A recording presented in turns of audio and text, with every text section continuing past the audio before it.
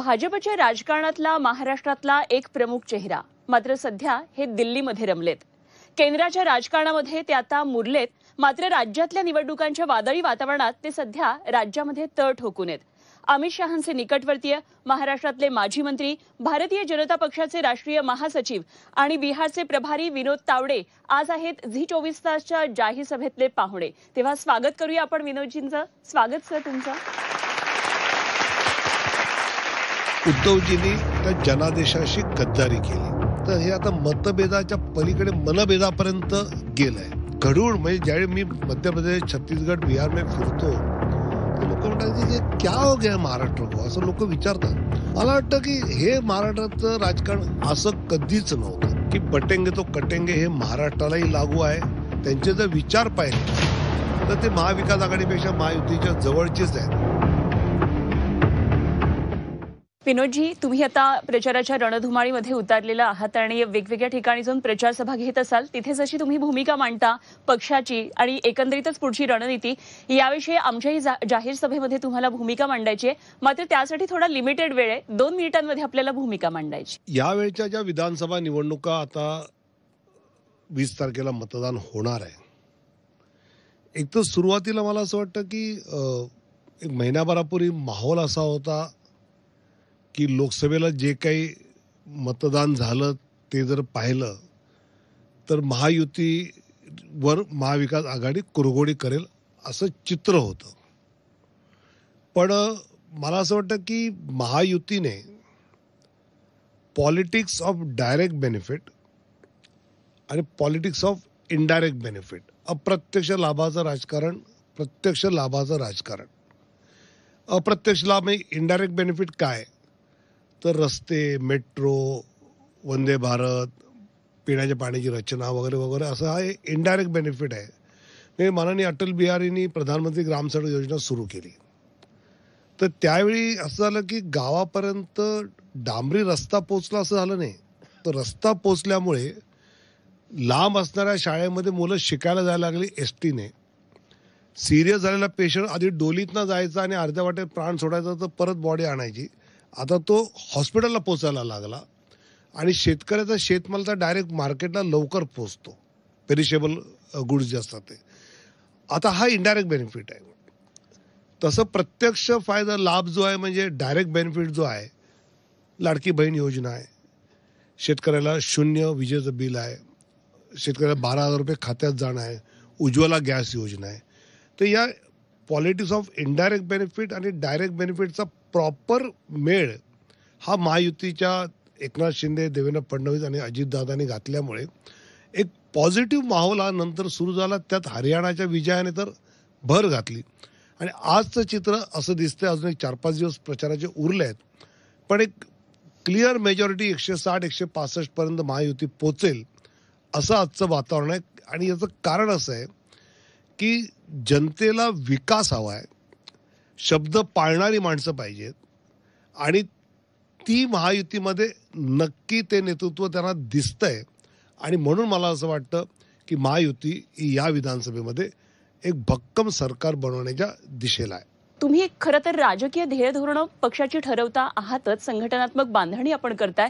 मात्र जेव्हा राज्यामध्ये किंवा पक्षीय पातळीवर काही नावांची चर्चा होत असते, बदल होणार असतात, जसं की राष्ट्रीय अध्यक्ष कोण होणार, तावडेंचं नाव पुढे येतं. राज्याचे पुढचे मुख्यमंत्री कोण होणार तर तावडेंचं नाव येतं.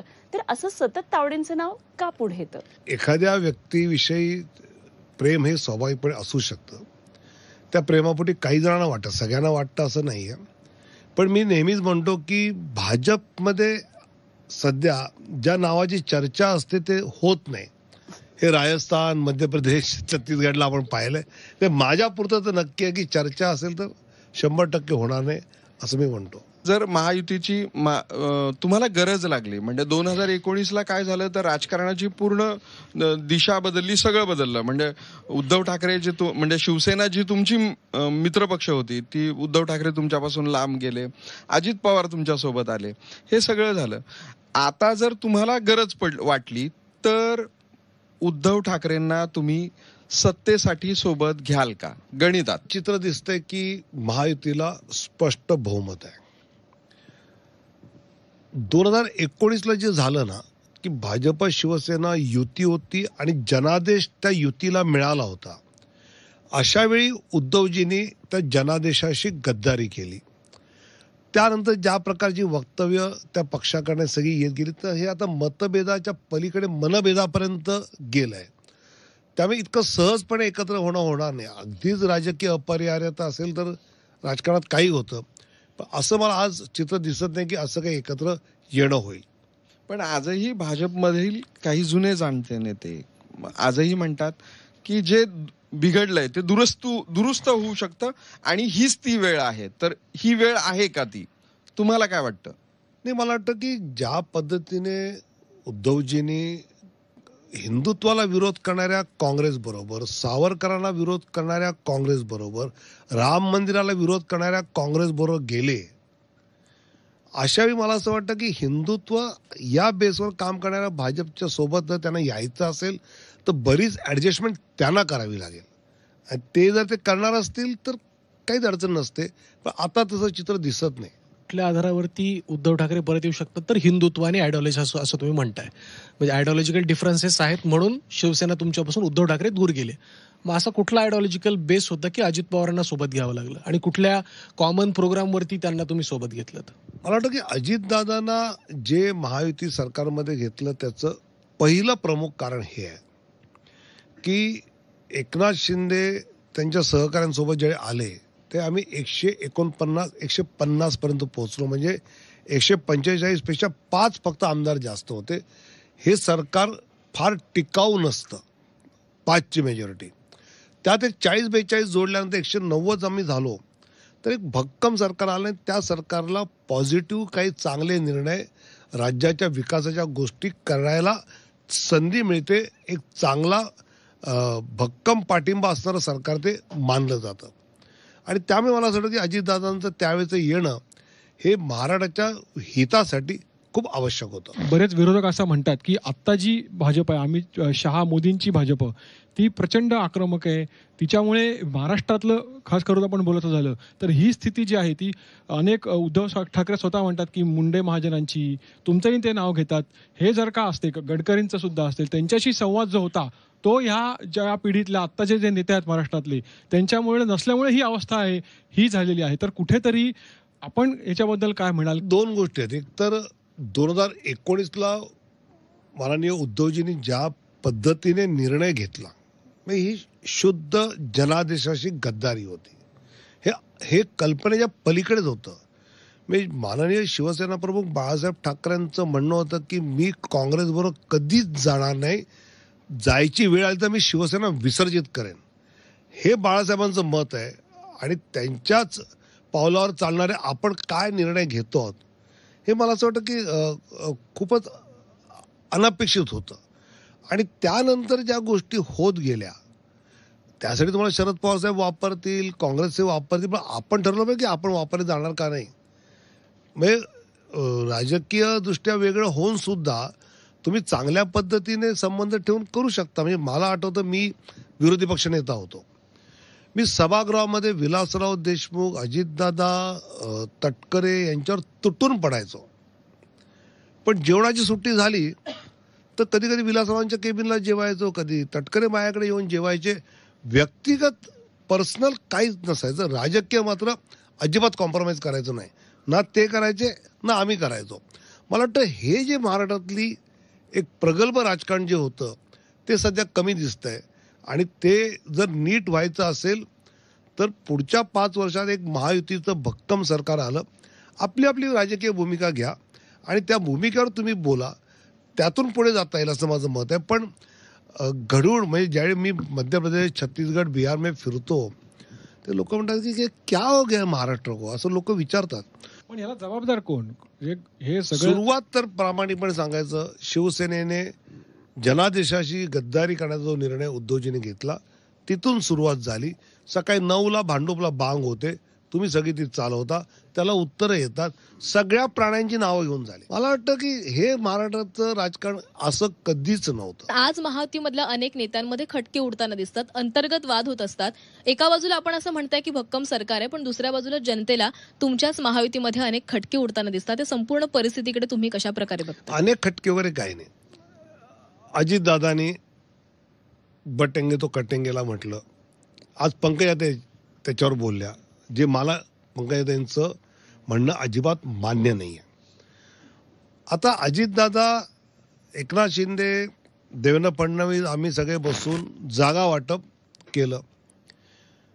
आम्ही नवाब मलिकला तिकीट देऊ नका म्हटलं, आग्रहाने म्हटलं. आता आम्ही त्यांचा पक्ष चालू शकत नाही. आणि एखाद्या जागेवरनं असं झालं आणि एखाद्या वक्तव्यावरनं वेगळं मत झालं तर महायुती आता तोडून टाका, हे काही प्रॅक्टिकल राजकारण नाही. आणि त्यामुळे आम्ही नवाब मलिकाच्या प्रचाराला जाणार नाही, हे त्यातलं आहे. आणि हा जो बटेंगे तो कटेंगेचा जो मुद्दा आहे तो क्लिअर कट, जसं काश्मीरमध्ये काश्मीरी पंडित वाटला गेला तर त्याला ते काश्मीर सोडावं लागलं. आपण सगळे भारतीय एक राहू, मजबूत राहू, हा त्यातला मेसेज समजा असेल. अजितदादांपर्यंत होतं तोपर्यंत ठीक आहे. पंकजा मुंडेच म्हणाल्या की बटेंगे तो कटेंगे हे महाराष्ट्रात लागू होणार नाही. मग भाजपमध्ये मतभेद दिसत आहेत का? हे माझं पंकजाताईंचं ते मत असेल. अर्थात मी ते स्क्रोलवर पाहिलंय, मी भाषण ऐकलं नाहीये. भाषण ऐकल्यानंतर पुढचं मागचं काय होतं ते एक्झॅक्टली कळेल. पण ते स्क्रोलमध्ये जे त्या म्हणल्या आहेत की महाराष्ट्रात चालणार नाही, तर माझं ठाम मत आहे की बटेंगे तो कटेंगे हे महाराष्ट्रालाही लागू आहे. आपण एक राहिलं पाहिजे. आणि एक राहिलो तर राष्ट्रवादी विचाराची लोक ही देशहिताचं काम करायला, राज्यहिताचं काम करायला निवडून येतील. इतक्या अनेक वर्षांनंतर ठाकरेंशिवाय भाजप निवडणूक लढणार आहे. ठाकरेंशिवाय म्हणजे काय, ना राज ठाकरे सोबत आहेत ना उद्धव ठाकरे सोबत आहेत. राज ठाकरेंना महायुतीत घेण्यासाठीचे प्रयत्न कमी पडले की राज ठाकरेंची भाजपला सध्या तरी गरज नाही? 2014ला आम्ही ठाकरेंशिवाय लढलो होतो. त्यामुळे ना शिवसेनेचे ठाकरे, ना मनसेचे ठाकरे, सगळेच वेगळे लढले होते. ना काँग्रेसचे माणिकराव ठाकरे, कोणीच नव्हते. त्यामुळे असं काही त्यातलं नाही आहे. मुद्दा मनसेच्या राज ठाकरे यांचा असा आहे की त्यांनी आम्हाला लोकसभेला बिनशर्त पाठिंबा दिला, ज्याचं आम्ही स्वागतच करतो. त्या बदल्यामध्ये त्याला काही आपण आता देऊ शकतो का? तर महायुतीमध्ये ऑलरेडी 3 मेजर पक्ष आहेत. त्यांच्या जागा वाटपामध्ये नीट एकमत होत नाही. आणि महाराष्ट्र नवनिर्माण सेना 2-4 जागांवर नसती आली.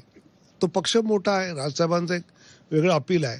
त्यामुळे त्यांना जागा जास्त लागल्या असत्या, तर त्या जागा जास्त देण्याची क्षमता या ऐन घटकेला अजिबातच नव्हती. अदरवाईज त्यांनी स्वतःच म्हटलंय की निवडून आल्यानंतर मी या महायुतीमध्ये राहील. आणि त्यांचे जर विचार पाहिले तर ते महाविकास आघाडीपेक्षा महायुतीच्या जवळचेच आहेत, हे तर नक्कीच आहे. पण मग भाजपला कुठेतरी मनसेसाठी माहीमची जागा सोडताना अपयश आलं का? नाही, असं झालं की माहीमच्या जागेविषयी आधी नक्की हे मत होतं की ही दिली पाहिजे मनसेला. पण नंतरचा जो एकनाथ शिंदेचा एक सर्वे आला की ज्यामध्ये जर सदा सरवणकर उभा नाही राहिला तर उभाटाला फायदा होऊ शकतो. एकनाथ सरवणकर जर उभे राहिले तर आयदर सदा सरवणकर जर उभे राहिले तर आयदर सदा किंवा अमित येईल, नाही उभा राहिला तर उभाटा येईल, असं एक त्यांचं राजकीय ॲनालिसिस होतं. आणि त्यामुळे ऐनवेळी ती गडबड झाली. मैत्री तर आमची आहे झाली, माझी तर सगळ्याच पक्षात मैत्री आहे. सर, आजच तुम्ही एक विधान केलं होतं की मुख्यमंत्री पदासाठी अचानक नवीन नावं येऊ शकतात. नक्कीच वरिष्ठांसोबत याबाबत तुमची चर्चा झाली असणार, म्हणून तुम्ही असं विधान केलं. तर नेमकी कोणकोणत्या नावांवर चर्चा झाली आणि तुम्हाला काय वाटतं कोणता मुख्यमंत्री असावा? मुळात कुठल्याच नावाची चर्चा झाली नाही.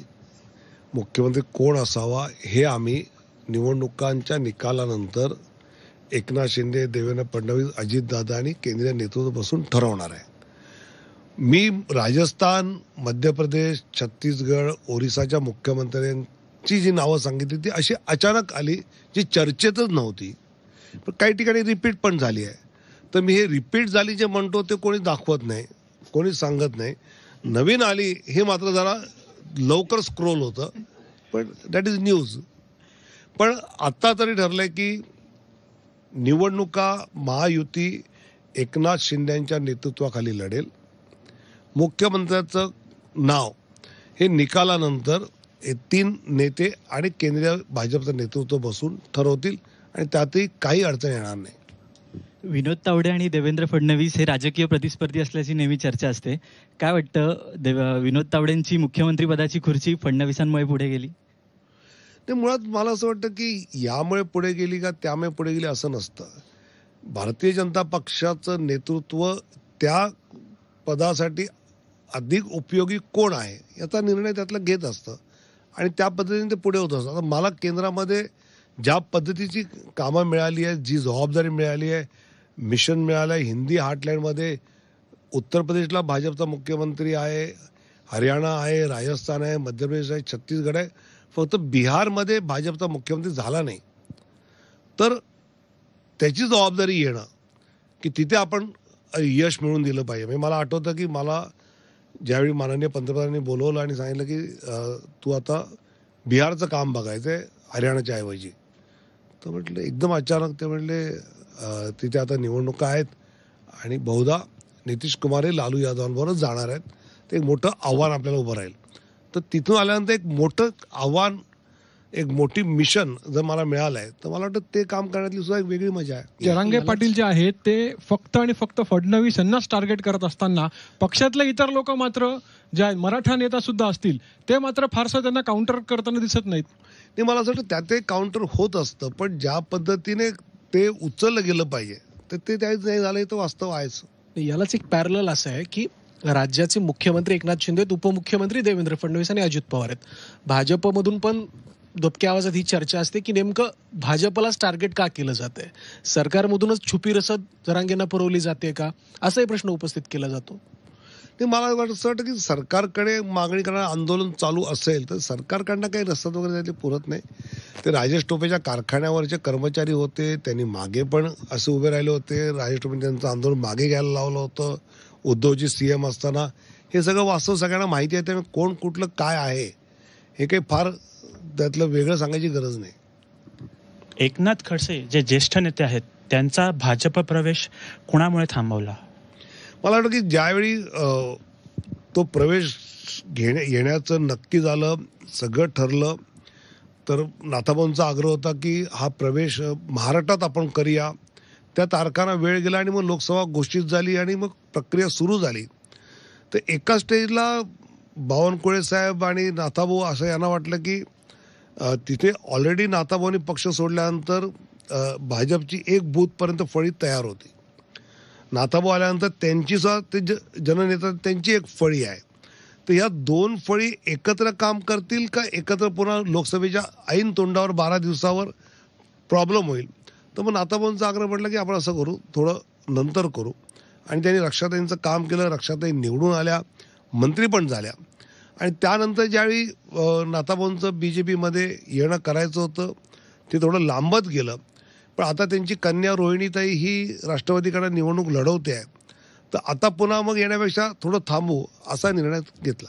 पण तावडेसाहेब, एकनाथ खडसे यांना पुन्हा दिल्लीवरती संपर्क करण्यामागे तुमचा हात आहे असं बोललं जातं. आणि एकंदरीतच महाराष्ट्रातले जे नेते आहेत म्हणजे फडणवीस असतील, महाजन असतील, त्यांचा कुठेतरी याला विरोध होता आणि त्यांनी कुठेतरी याच्यामध्ये हे केलं, विरोध दर्शवला. कारण का महाजन बोलले पण होते की ते आमच्या संपर्कात नसतात, ते मोठे नेते ते डायरेक्ट दिल्लीशी संपर्कात असतात.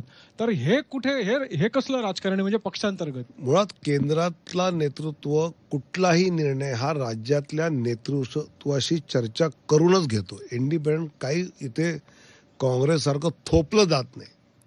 चर्चा करतात, चर्चेतून नाही पटलं तर सांगितलं जातं. त्यामुळे असं देवेंद्रजींना माहिती होतं, बावनकुळे साहेबांना माहिती होतं, चर्चा करूनच हा सगळा विषय पुढे गेला होता. तावडे साहेब, महायुती म्हणून तुम्ही तिघे पक्ष लढत आहे म्हणजे भाजप, शिवसेना, एकनाथ शिंदेची आणि अजित पवारांची राष्ट्रवादी. काही जागांवर महायुतीत मैत्रीपूर्ण लढती आहेत. मात्र तुमचे वरिष्ठ नेते येऊन एखाद्या मतदारसंघात म्हणतात की घड्याळाला मत नाही पण कमळाला मत द्या, आणि त्याचा परिणाम आजूबाजूच्या मतदारसंघावर काही प्रमाणात पडतो किंवा तो पडला जातो. तो कार्यकर्ते थोडे दुखावले जातात. आणि त्यातच तुमच्या म्हणजे विदर्भाच्या भाजपच्या स्टार प्रचारक नवनीत राणा बाजूच्याच मतदारसंघात भाजपचा गमछा घालून बंडखोराच्या प्रचारात जातात आणि तिथं प्रचार करतात. नेमकं तुम्ही एक वरिष्ठ नेते आहे भाजपचे, याकडे कसं बघता? ते मुळात ज्या जागा महायुतीमध्ये मित्र पक्षाला गेल्या आहेत तिथे त्या पक्षाच्या उमेदवाराविरोधात प्रचार करणं हे पूर्णतः चूक आहे. नंबर 1. 3-4 जागा अशा आहेत की जिथे महायुतीने आपापसात मैत्रीपूर्ण लढतीला मान्यता दिली आहे तिन्ही नेत्यांनी, तिथे काहीच अडचण नाही. पण जिथे अधिकृतपणे ठरलं आहे की हा महायुतीतला उमेदवार असेल तर तो सोडून दुसऱ्या उमेदवाराचा प्रचार करणं हे पक्षविरोधी आहे आणि तशी त्या नेत्यांना बावनकुळेंनी माझ्या समोरच फोन करून सांगितलेलं आहे. तुम्ही असं म्हणालात की भाजपमध्ये मुख्यमंत्री कोण होईल हे ज्याचं नाव होतं ते होत नाही, पण समजा अशी संधी तुम्हाला मिळाली, पक्षानं आदेश दिले की विनोद तावडे हे महाराष्ट्राचे पुढचे मुख्यमंत्री असतील, तर तुम्हाला मुख्यमंत्रीपद जास्त आवडेल की तुम्ही दिल्लीत आता रमला आहात, तुम्हाला तिथे दिल्लीतच राहायला आवडेल? मला ही विधानसभा लढणार का असं विचारलं, मी नाही म्हटलं. आणि त्याच वेळी मी स्पष्ट केले की मला केंद्रीय स्तरावर खासदार मंत्री वगैरे यापेक्षा पक्षाच्या वेगवेगळ्या गोष्टीमध्ये काही कॉन्ट्रीब्यूट करता आलं तर मला इंटरेस्ट तो आहे.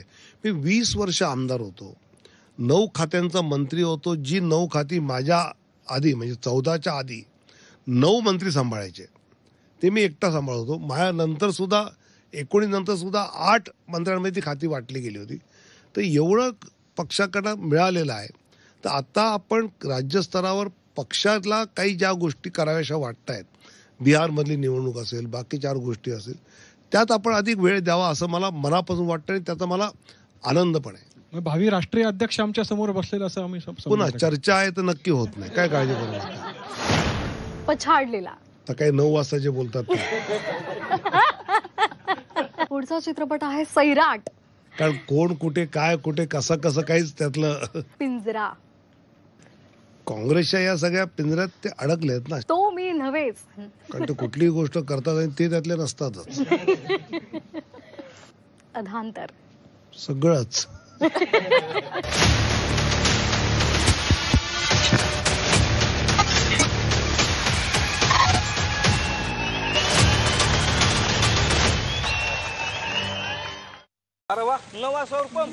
जनते नेत्याला जनता देतेच साथ, जागवतो गाजवतो एकच हा एकनाथ. जनतेतील नेत्याला जनता देतेच साथ, जागवतो गाजवतो एकच हा एकनाथ. शिवसेना जिंदाबाद, दृश्यमान जिंदाबाद, शिवसेना जिंदाबाद, दृश्यमान जिंदाबाद.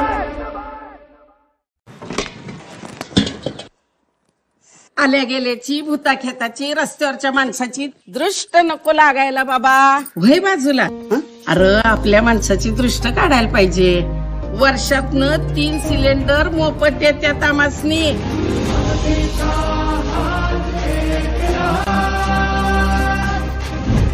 केलंय काम भारी, आता पुढची तयारी. विकासाचं निशाण, लाडकं धनुष्यबाण.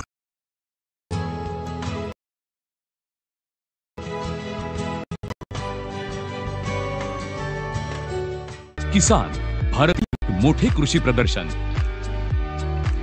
11 ते 15 डिसेंबर पुण्यात. आजच नाव नोंदणी करा kisan.me. मला खूप थकवा जाणवायचा, अशक्तपणा, हातपाय छोड असे बारीक बारीक झाले, अंग सगळं कृश होत गेलं. कामात कुठला उत्साह राहायचा नाही. गेली 9 महिने अमृत नोनी D+ घेतोय. आता मी जिना सुद्धा सर चढवतो. आता मी काही काम करू शकतो. थकवा गेला, गायब झाला. Now I am fit and fine. आरोग्याचा भरोसा अमृत नोनी D+.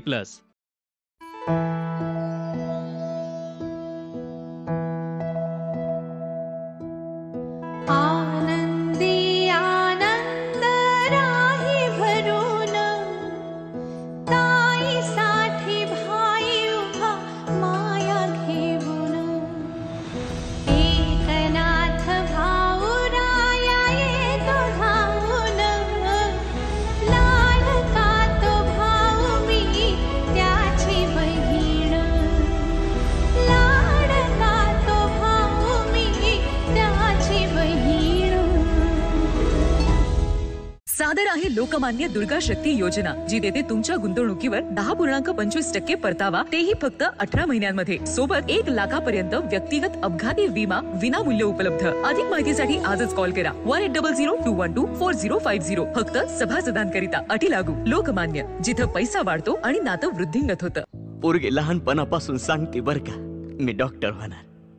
मी पण ठरवलं तिच्यासाठी पैसे बाजूला ठेवायचं, पण नाही जमलं मला बाळा. पाऊस दुष्काळ होतेच, उत्पन्नाच्या दुपटीनं खर्च, पिकाला भाव देत नाही, जुलमी कायदे करून गळा घोटतायत शेतकऱ्याचा. कर्जच फेडतोय आयुष्यभर. बाबा आपलं कर्ज माफ होणार, काँग्रेस येणार. कर्ज माफ होणार. स्वाभिमानी महाराष्ट्र घडवूया, महाविकास आघाडी निवडूया. कृषी क्षेत्रातील ज्ञान आणि नवी संधी उपलब्ध करून देणारं आंतरराष्ट्रीय कृषी प्रदर्शन कृषीथॉन 2024 21 ते 25 नोव्हेंबर नाशिक कृषी हो का जादूगर तुमच्यासाठी घेऊन येत आहे योजना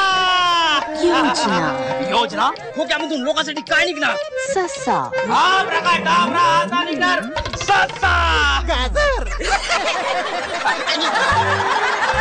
योजना आता काय निघणार आहे कबूतर कबूतर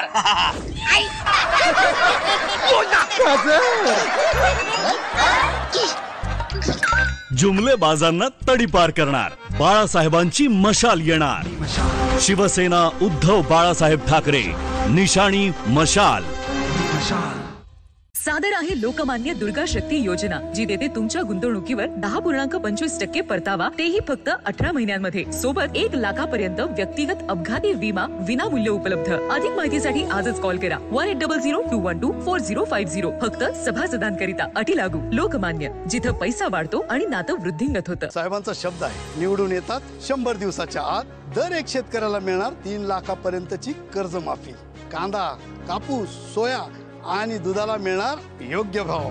7 तुतारी वाजवणाऱ्या माणसाची लढाई महाराष्ट्राच्या स्वाभिमानाची. दादा एक पंप द्या.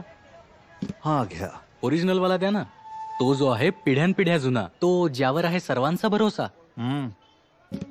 हे घ्या किर्लोस्कर ब्रदर्सचा ओरिजिनल पंप कारण हाच आहे पिढ्यानपिढ्या भारताचा भरोसा. पिढ्यानपिढ्या संपूर्ण भारताचा भरोसा किर्लोस्कर ब्रदर्स लिमिटेड. महाविकास आघाडीचं सरकार येताच 100 दिवसाच्या आत 2.5 लाख सरकारी जागांची भरती 5 वर्षात 12.5 लाख नवीन रोजगार आणि सुशिक्षित बेरोजगारांना दरमहा 4,000 रुपये भत्ता. 7 तुतारी वाजवणाऱ्या माणसाची लढाई महाराष्ट्राच्या स्वाभिमानाची. उन अनोखे लोगों के लिए जो सफेदी पसंद करते हैं रामराज की प्रस्तुति सूती और लिनेन के कपड़े made for unique main. Ramraj Prestige white fabrics.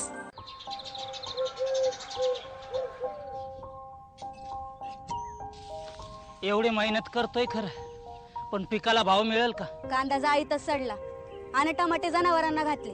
आपण काय हेलिकॉप्टर वाले शेतकरी आहोत का. कर्ज बी वाढत चालले. शेतकरी आत्महत्या करताय. आठवतं उद्धव ठाकरे साहेब मुख्यमंत्री झाले तेव्हा पहिल्या बैठकीतच शेतकऱ्याचं कर्ज माफ केलं होतं. जे बोलले ते करून दाखवलं. यंदा भाकरी फिरवायची मशाल बनून. मी बाळासाहेबांची मशाल. आता घ्या हाती मशाल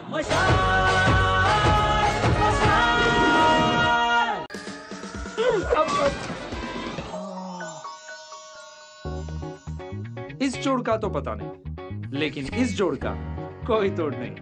red walk tiles bonding adhesive. Tiles को ऐसे चिपकाएं कि कभी छूट ना पाए. आल्या गेल्याची भूता खेताची रस्त्यावरच्या माणसाची दृष्ट नको लागायला बाबा. वय बाजूला. अरे आपल्या माणसाची दृष्ट काढायला पाहिजे. वर्षातनं 3 सिलेंडर मोफत देतात आमासनी.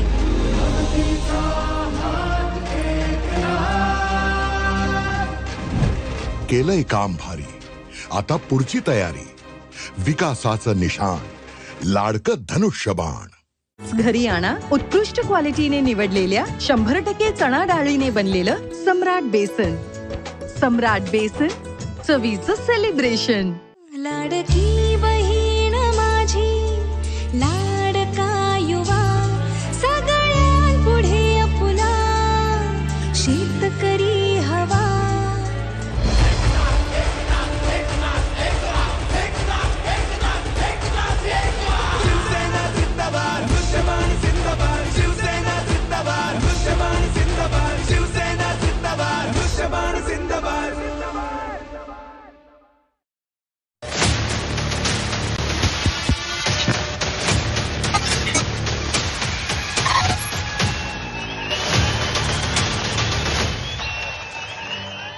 तुम्ही महाराष्ट्रात मंत्री होतात तेव्हा पुस्तकांचं गाव सारख्या खूप चांगल्या संकल्पना तुम्ही राबवलात. महाराष्ट्रातल्या प्रत्येक खेड्यामध्ये संस्कृती जपण्यासोबत रोजगार पण मिळावा अशा बऱ्याच संकल्पना तुमच्या डोक्यामध्ये होत्या. पुढे तुम्ही केंद्रात गेलात. ह्या सगळ्या ज्या संकल्पना आहेत त्या तशाच राहिल्यात असं तुम्हाला वाटतं का किंवा पुढे अजून संधी मिळाली तर अशा योजना परत महाराष्ट्राला बघायला मिळतील का. ते मला वाटतं त्या योजना केवळ महाराष्ट्रात नाही, तर मी आता राजस्थानमध्ये गेलो होतो, मध्य प्रदेशला गेलो होतो, तिथल्याही मंत्र्यांशी सरकारशी चर्चा करून हे कसं करता येईल हा विषय मी त्याला लावून धरत असतो. तसं महाराष्ट्रात सुद्धा मी आग्रह धरत असतोच आणि धरेन सुद्धा. भाजपचा सर्व्हे नावाचा एक वेगळा सेगमेंट आहे आणि ह्या सर्व्हेमुळे अनेकांची तिकीटं कापली जातात. अनेक लोकांनी आमच्या इथे येऊन नाराजी सुद्धा त्याबाबत व्यक्त केली. तेव्हा एक प्रकारे कटुता सुद्धा येत असावी संबंधांमध्ये. कसं तुम्ही हे काम कसं पाहता याच्याकडे? मुळात तुमचं ऑब्जेक्टिव्ह काय, तर पक्ष जिंकला पाहिजे आणि त्यासाठी वेगवेगळ्या प्रकारचे सर्वेक्षण हे आम्ही, कोण सर्वेक्षण करतं हे दोन सोडून तिसऱ्यालाही माहीत नसेल आणि ते सर्वे सुद्धा वेगवेगळ्या प्रकारचे असतात. ती टीम कोणाची असते, तर एक असं करतात की सिटिंग आमदाराची किंवा खासदाराची अँटी इन्कम्बन्सी काय आहे त्याला काही मार्क असतात, त्याच्या मतदारसंघामध्ये त्याची पॉप्युलॅरिटी किती आहे त्याला काही मार्क असतात. नवीन पर्यायी जी 2-3 नावं चर्चेत आहेत तर त्यांचं रँकिंग काय आहे असा त्यातला विचार होत असतो. मला असं वाटतं की शेवटी भारतीय जनता पार्टीला आपली सत्ता येणं, आपण जिंकणं महत्त्वाचं आहे. अमुक एक कार्यकर्ता खूप चांगला आहे पण जिंकून येऊ शकत नाही तर त्याला तिकीट देणं काही अर्थ नसतो. त्यामुळे तिकीट कापण्यासाठी नसते समिती, ती कोणाला उमेदवारी द्यायची यासाठी ती असते. आणि तिकीट कापल्यानंतर दुःख वाईट तर वाटतं, मलाही वाईट वाटलं होतं, पण ज्यावेळी तिकीट देताना आनंद मिळाल्यानंतर आनंद आपल्याला झालेला असतो तो आठवायचा. केव्हा ना केव्हा पक्षाचं काम करायला संधी मिळते आपल्याला. म्हणजे नाराजी होणं स्वाभाविक आहे, म्हणजे यात काय नाराज व्हायचं असं म्हणायचं, बट नॅचरल. पण त्याला काही कारणं असतात. बिना कारणाचं कोणाचं तिकीट कापलं किंवा दिलं असं होतच नाही.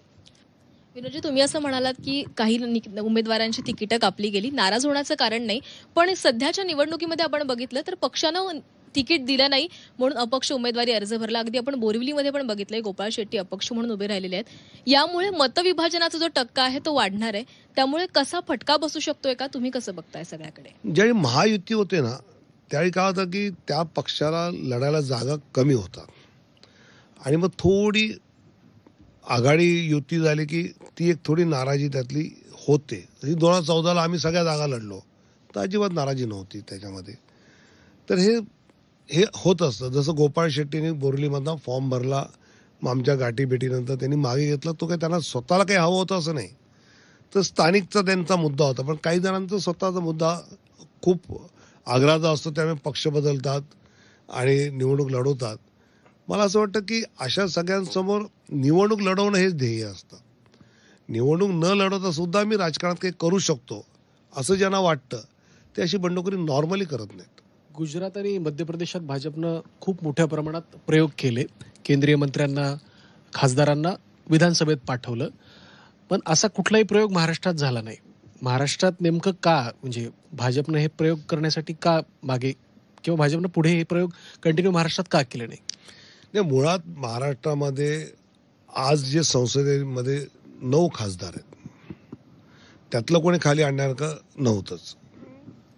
गडकरी साहेब, पियुष गोयल की अशी सिनियर मंडळी आहेत ती तिथे असणं आवश्यक आहे. त्यामुळे असा स्कोप जो मध्य प्रदेशच्या ह्याच्यात होता, गुजरातला फार नाही झाला, एखादा झाला, पण मध्य प्रदेशमध्ये जसं नरेंद्र तोमर किंवा शिवराज असे जे खाली आले तसा स्कोप इथे महाराष्ट्रात कमीच होता. तसा विनोदजी, राजकीय चर्चांच्या या सेगमेंटमध्ये थोडी आपण विश्रांती घेऊया आणि एका वेगळ्या सेगमेंटकडे जाऊया. इन्फॉर्मल सेगमेंट खास तुमच्यासाठी आम्ही निवडलेला आहे आणि त्यासाठी मी आमंत्रित करते माझी सहकारी श्वेताला.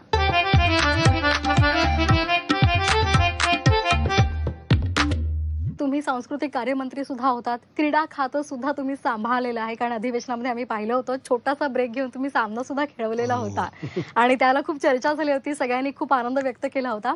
तर आज सुद्धा आपण एक छोटासा खेळ खेळणार आहोत. आम्ही तुम्हाला काही नाटकं किंवा मग काही चित्रपटांची नावं दाखवणार आहोत आणि ती नावं पाहिल्यानंतर कुठलं राजकीय व्यक्तिमत्व किंवा कुठली राजकीय व्यक्ती तुमच्या डोळ्यासमोर उभी राहते किंवा कुठली एखादी राजकीय घटना तुमच्या डोळ्यासमोर उभी राहते ते तुम्ही आम्हाला सांगायचंय. वजीर, बुद्धिबळामध्ये वजिराची खूप महत्वाची भूमिका असते. तर आता सध्याचा जर राजकीय पट पाहिला तर तुम्हाला काय वाटतं, अशी कोणती व्यक्ती आहे की जी ही भूमिका म्हणजे वजिराची भूमिका ही योग्य पद्धतीने खेळू शकते? आता एवढे पक्ष आणि एवढे हे आहेत ना की त्यात प्रत्येकातले खूप वजीर त्यातले असू शकतात. लक्षवेधी वजीर सांगा. दोन नावं सांगितलं तरी चालते. नाही सांगता येत, कारण आम्ही सगळे प्यादीच आहोत ना, राऊत म्हणतात ना. कट्यार काळजात घुसले कुणाच्या? हे तुम्ही सांगायचंय. मग एकनाथ शिंदे इकडे आल्यानंतर कुणाच्या घुसली असणार? असा मी काय गुन्हा केला? हे बऱ्याच जण लागू होईल. चालेल नावं आम्हाला त्यांची सगळ्यांची. पहिला अर्थातच उभाटाचे प्रमुख किंवा सरकार का माझं गेलं असा त्यांना नक्की प्रश्न पडू शकतो. पुढचा आहे नटरंग. 288 लोक. बर, पुढचं पछाडलेला. सकाळी 9 वाजता जे बोलतात ते.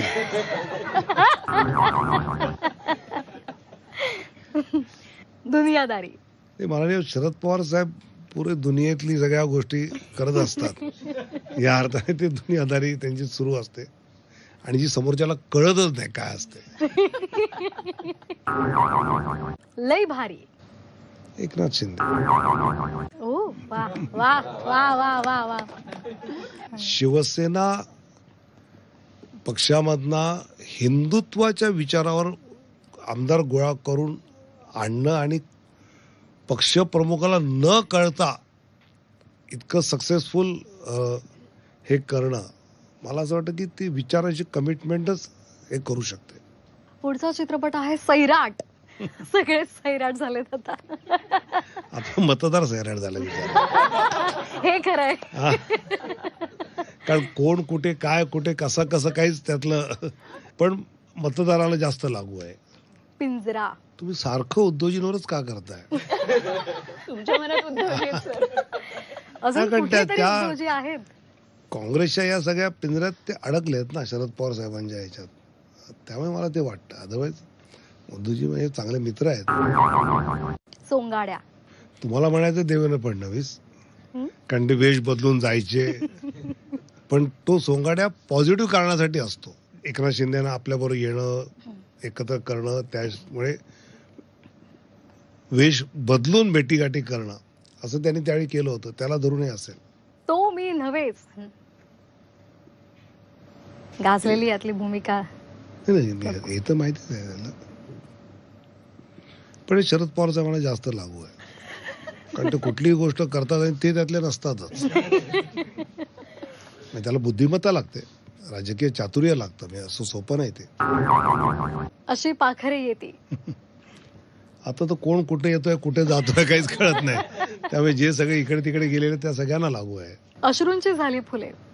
शिवसेना ज्यावेळी फुटली ते ते अश्रू आले, पण इथे आल्यानंतर महाराष्ट्राची प्रगतीची फुलं दिसायला लागली. त्यामुळे 22ला झालेलं सरकारमधला बदल असं म्हणता येईल. अधांतर सगळंच.